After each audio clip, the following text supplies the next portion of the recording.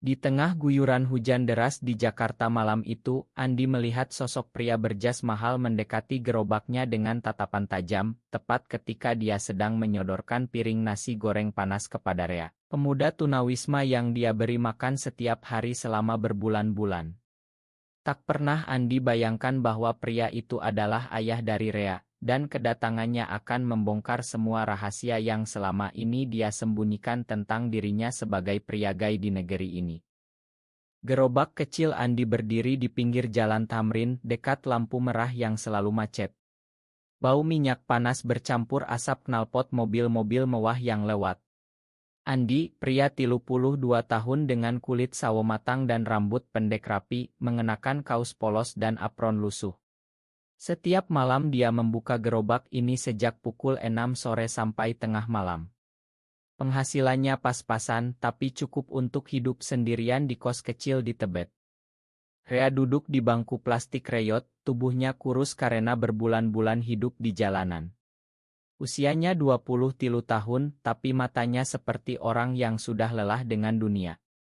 "Makasih Bang Andi, hari ini lagi enak banget," kata Rea sambil meniup nasi gorengnya yang masih mengepul.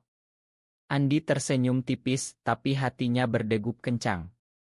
Sudah 6 bulan dia memberi makan Rea gratis setiap malam. Awalnya hanya karena kasihan melihat pemuda itu tidur di bawah jembatan layang. Tapi lama-lama obrolan mereka jadi lebih dalam. Rea tak pernah cerita banyak tentang masa lalunya, hanya bilang "Je rumah gue jauh, Bang, gak cocok lagi." Andi sendiri punya rahasia besar. Di desa kecil di Jawa Tengah, keluarganya sudah menolak dia sejak tahu dia suka laki-laki. Ayahnya bilang kamu bikin malu keluarga, ibunya menangis tapi diam saja. Andi kabur ke Jakarta, belajar masak dari warung kecil, lalu beli gerobak bekas dengan tabungan. Di kota besar ini, dia bisa sembunyi. Tapi setiap kali ada pria tampan lewat, hatinya bergetar, lalu langsung ditekan. "Jangan, Andi. Di sini orang gak terima," gumamnya dalam hati setiap malam. Malam itu hujan makin deras. Lampu neon dari mal di seberang berkedip. Tiba-tiba seorang pria paruh baya turun dari mobil hitam mengkilap. Jasnya basah, tapi langkahnya tegas. Matanya langsung tertuju pada Rea. "Rian. Akhirnya ketemu juga kamu," suara pria itu menggelegar di tengah suara hujan. Rea tersentak, piring di tangannya hampir jatuh. Andi membekuk. Pak Budi Santoso, CEO perusahaan properti besar di Sudirman, berdiri di depan gerobaknya. Wajahnya marah, tapi ada kelegaan yang aneh. "Papa ngapain kesini?" suara Rea bergetar. Pak Budi menatap Andi tajam. "Kamu yang selalu kasih makan anak saya. Siapa kamu sebenarnya?" Andi merasa dunia berputar. Dia tahu nama Rea sebenarnya Rian, tapi tak pernah duga ayahnya adalah orang sekaya itu. Pak Budi melanjutkan, "Saya cari kamu ke seluruh Jakarta, Rian. Pulang sekarang. Rumah kita nunggu." Rea menggeleng keras. "Gue nggak mau, Pak. Di sini gue bebas." Andi berdiri di antara mereka, tangannya masih memegang spatula. Hujan membasahi bahunya. Dia ingat betapa susahnya hidup sebagai gay di Indonesia. Di kampung dia pernah dipukul saudaranya karena ketahuan chatting dengan cowok. Di Jakarta dia harus pura-pura normal setiap ada tetangga nanya kapan nikah. Tapi melihat Rea menolak ayahnya, Andi merasa ada kekuatan aneh dalam dirinya. "Pak, biar dia makan dulu." "Hujan deras begini," kata Andi pelan. Pak Budi menatapnya lama, seperti mencari sesuatu di wajah Andi. Malam itu berakhir dengan Pak Budi pergi setelah ancam akan kembali besok. Rea tidur di kos Andi untuk pertama kalinya, di lantai dengan selimut tipis. Andi tak bisa tidur. Dia memandang Rea yang meringkuk, dan hatinya berdesir aneh.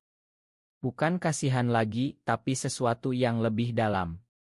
"Apa ini yang namanya jatuh cinta?" gumamnya dalam hati. "Besok pasti akan ada badai lebih besar." Pagi berikutnya, sinar matahari menyusup lewat jendela kos kecil Andi. Rea bangun dengan rambut acak-acakan, tersenyum malu saat melihat Andi sudah menyiapkan teh hangat. "Bang, makasih ya semalam. Gue enggak nyangka papa nemuin gue." Andi duduk di kursi plastik mengaduk tehnya pelan. "Cerita dong, Rea. Kenapa kamu kabur dari rumah sekaya itu?" Rea diam lama lalu mulai bercerita. Ayahnya, Pak Budi, ingin dia jadi pewaris perusahaan. Sekolah terbaik, kuliah di luar negeri, nikah dengan anak pengusaha. Tapi Rea merasa terkekang. "Gue ngerasa nggak cocok, Bang. Ada yang salah sama gue, tapi gue takut bilang." Andi mengerti betul rasa itu. Dia cerita sedikit tentang dirinya. "Gue juga pernah kabur dari desa. Keluarga gue nggak terima pilihan hidup gue." Dia tak berani bilang langsung bahwa dia gay. Rea menatapnya lembut. "Bang Andi baik banget. Jarang ada orang yang kasih makan orang asing tiap hari tanpa minta apa-apa." Mereka jalan-jalan pagi di pasar dekat kos, beli sayur untuk gerobak malam nanti. Rea bantu dorong gerobak, tertawa saat Andi hampir jatuh karena trotoar rusak. Siang harinya, Andi membuka gerobak lebih awal. Pelanggan datang ramai, ibu-ibu kantoran, tukang ojek, anak muda. Rea duduk di belakang bantu cuci piring. Andi merasa hangat melihatnya. Sudah lama dia tak punya teman dekat. Dulu ada Rea, tunggu, namanya sama, kebetulan, tapi itu teman kuliah yang akhirnya menikah karena tekanan keluarga. Andi belajar sendiri bahwa cinta sesama jenis di Indonesia seperti berjalan di tali tipis. Satu kesalahan jatuh ke jurang. Sore menjelang, Pak Budi datang lagi, kali ini dengan 2 bodyguard. "Rian, kamu harus pulang. Perusahaan butuh kamu. Mama kamu sakit karena khawatir." Rea berdiri tegar.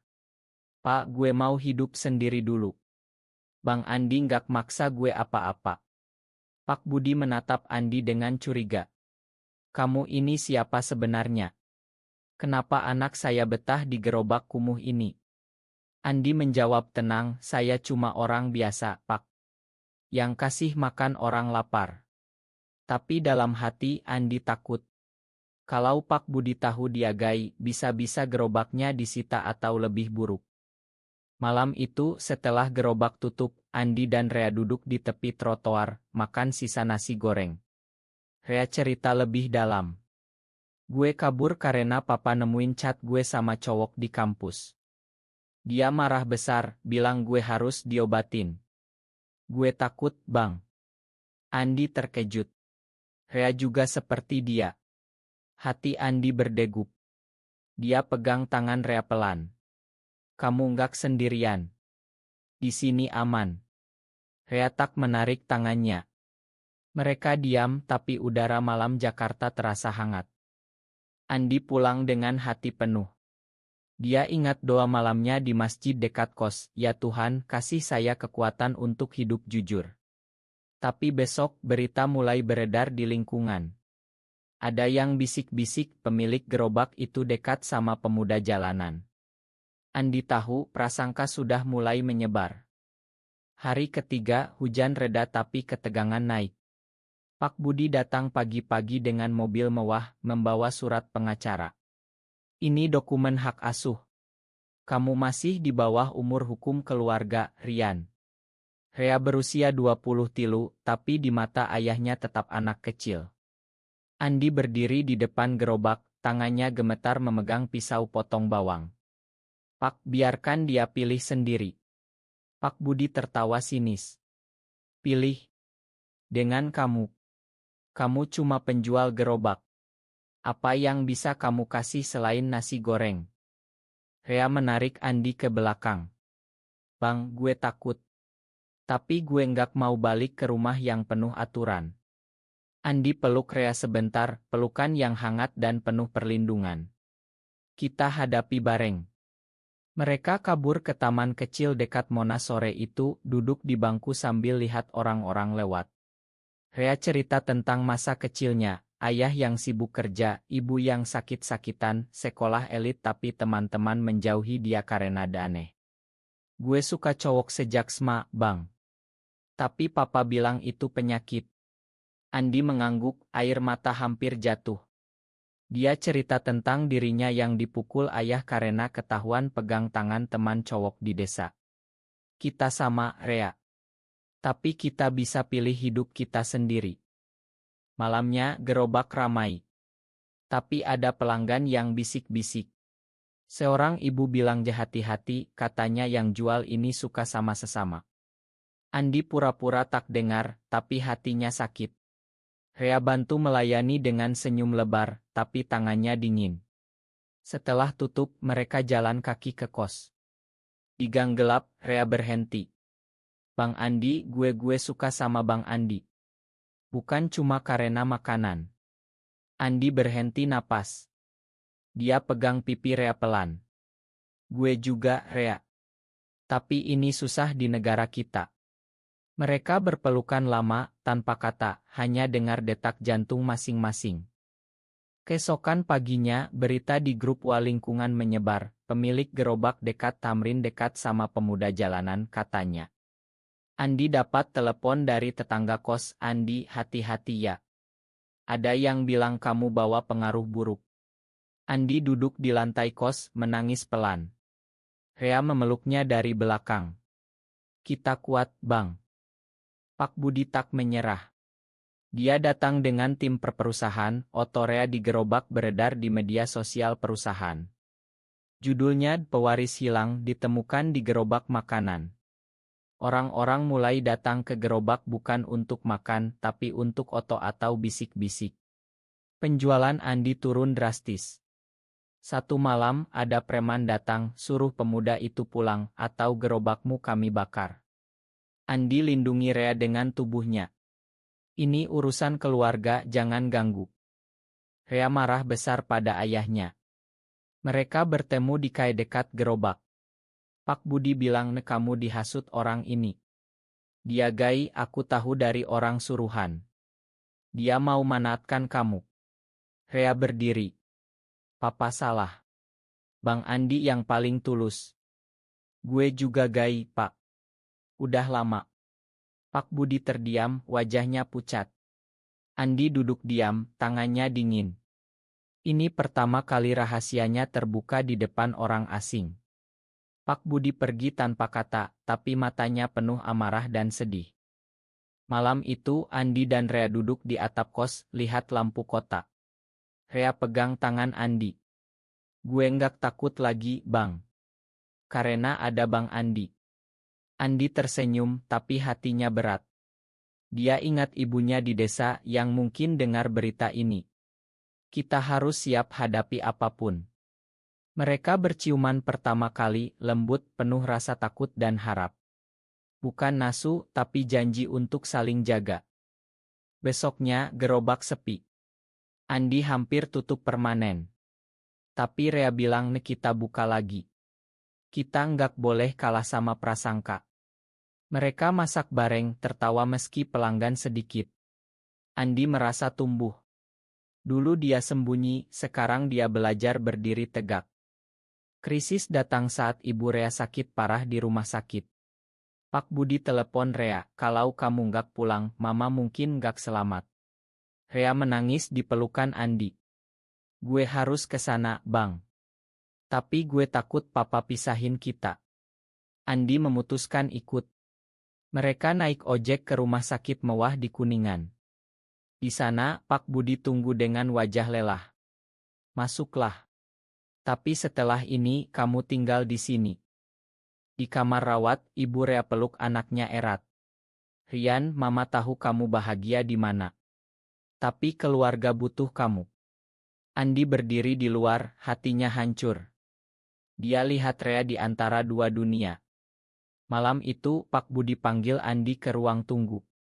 Saya dulu juga punya teman seperti kamu.